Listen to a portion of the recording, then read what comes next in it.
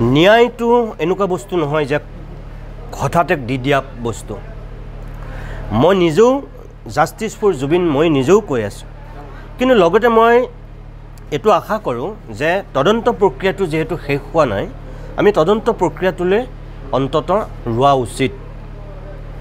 কিন্তু মই একেটা সময় এই কথাটোও ক'ম যে তদন্ত প্ৰক্ৰিয়াটো যিধৰণে স্বচ্ছ নিকা আৰু কোনো সন্দেহৰ আৱৰ্তত নুসুমোৱাকৈ যি গতিত আগবাঢ়িব লাগিছিল, মানুহৰ তাত এতিয়া সন্দেহ হৈছে।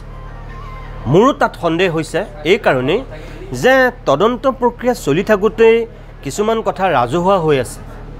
মুখ্যমন্ত্ৰীয়ে কিছুমান কথা অকৰ্তৃত্বশীলভাৱে কৈ আছে। আৰে যদি সেইখিনি কথাত মুখ্যমন্ত্ৰীয়ে আগতীয়াকৈ গমেই পাইছে, তেতিয়াহ'লে তদন্ত প্ৰক্ৰিয়াটো কি গতিত চলি আছে?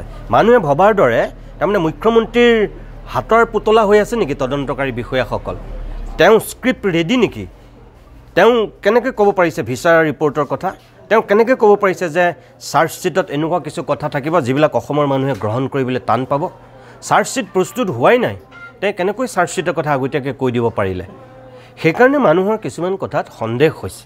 মই ভাবোঁ সেইবিলাকৰ কাৰণেই এই গোটেই তদন্ত প্ৰক্ৰিয়াটোৰ প্ৰতি মানুহৰ কিছু প্ৰশ্নৰ উদয় হৈছে, যিটো হ'ব নালাগিছিল। তথাপিও মই ক'ম যে আমি অকণমান ধৈৰ্য ধৰাটো উচিত, আমি বাট চোৱাটো উচিত।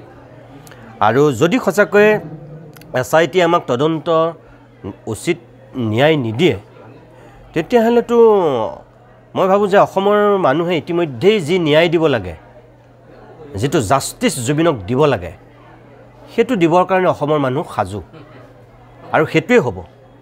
আৰু মুখ্যমন্ত্ৰীয়েতো কৈ থৈছে যে SITৰ তদন্তত যদি অসমৰ মানুহ সুখী নহয়, তেতিয়াহ'লে তেওঁ CBI তদন্ত দিম বুলি কৈ থৈছে। দেখা যাওক এতিয়া। কিন্তু এইটো ঠিক যে যিমানে পলম কৰি গৈ থাকিব, সিমানে কিন্তু ন্যায়টো অলপ সুদূৰ পৰাহত হ'ব। সেইটোৱে দুৰ্ভাগ্যজনক।